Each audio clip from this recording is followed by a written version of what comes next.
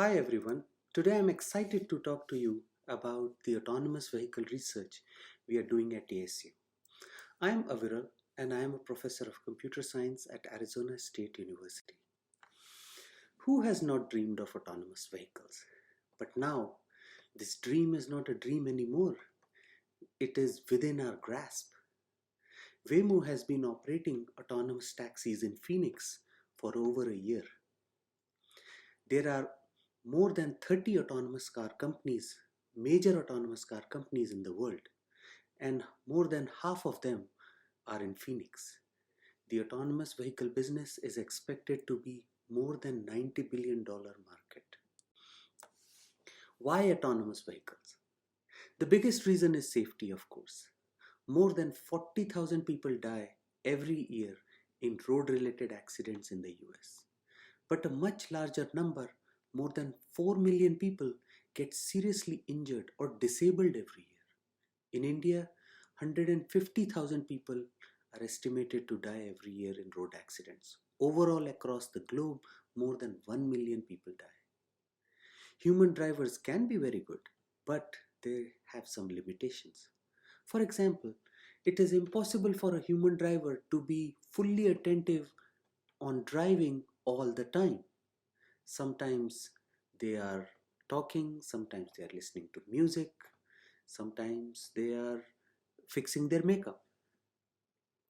And we know that some get DUIs.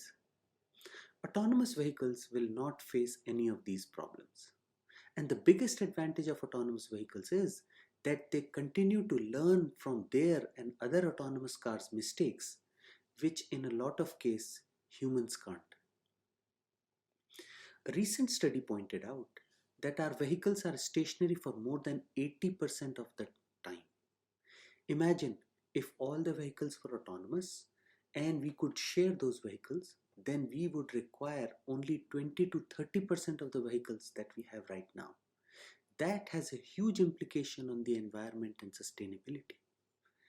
If vehicles are not stationary and they are running around all the time, then we can get rid of the parking structures and even the parallel parked cars on the sides of our streets. Urban planners estimate that every fifth or 10th building is a parking structure in metropolitan areas.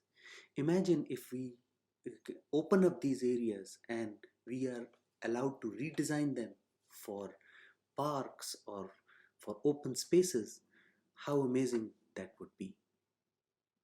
In fact, when autonomous cars become popular, the urban spaces will be completely redesigned. Autonomous vehicles also reduce the stress of driving on humans, and it has been shown that they smoothen out traffic. Imagine that the average US person spends about 58 hours in front of traffic lights every year. Finally, there are strong economic reasons that are driving this autonomous vehicle research. Over 30% of the operating costs of 18-wheelers is personnel cost. Autonomous vehicles can have a major social impact too.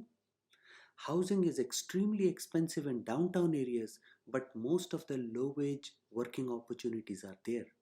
So poor people are forced to live close by and pay high rents.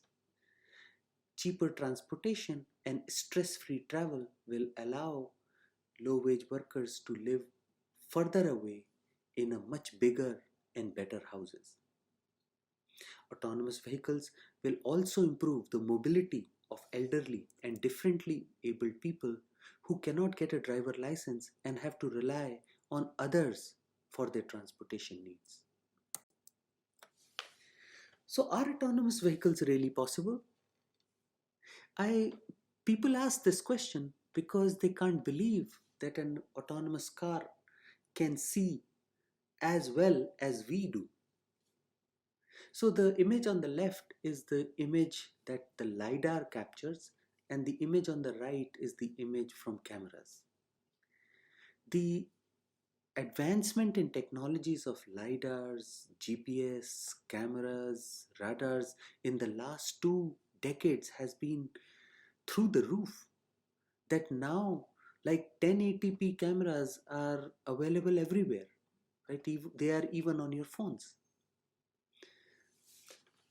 Another very important problem for autonomous cars is for a computer to be able to figure out where is a person in an image, where is a bicycle, where is a dog, and where is a tree. Thanks to the advances in machine learning, object recognition can be now more than 95% accurate. So, in summary, yes, I would say technology has matured to a point where autonomous cars are indeed possible. So, I got interested in this work when I first saw this video on the top from Professor Peter Stone at UT Austin. And this reminded me of this crazy intersection like the one down below in India. But then I started thinking, okay, how can we make this work? So, my students and I in our lab make programming simple lab. We work on intelligent transportation and developing algorithms for safe and efficient operation of autonomous cars. So I'll give you a very simple example of what kind of problems we solve in our lab. So this is how intersections for autonomous vehicles work. When a car arrives at the intersection, it lets the intersection manager know its position and velocity and time. The intersection manager knows the velocity and position of all the other cars that are going to cross the intersection, and therefore it can assign a velocity for this incoming car so that if it goes by that, then there will be no accident and the intersection will be managed efficiently. So we studied all the intersection management algorithms in the literature, and we found that they have some timing problem.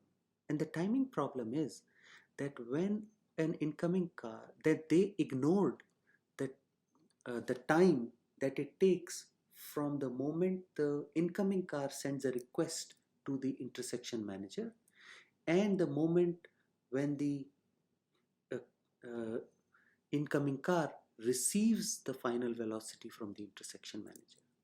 In reality, this time is not only non-zero, but it's also variable. It's not constant. So this ignoring this error actually causes a difference in the position where the intersection manager thinks the car is and the actual position of the car, and that can cause accidents. So we develop techniques that will enable safe and efficient operations of intersection manager of intersections, even if while considering this communication and computation delay. So in our lab, when we work on these problems, we do simulations like this one. This is a simulation of a four-way intersection. And we also do real experiments on scaled cars. So in this, these are scaled, 1/10 scaled RC cars that we have repurposed. We have put a LiDAR on them, camera on them, GPS and etc. on them so that they can drive autonomously. Here, they are driving in a continuous intersection and stopping for each other. In summary, autonomous vehicles have the potential to dramatically transform human life, and it's an amazingly interesting research area to work on. Thank you.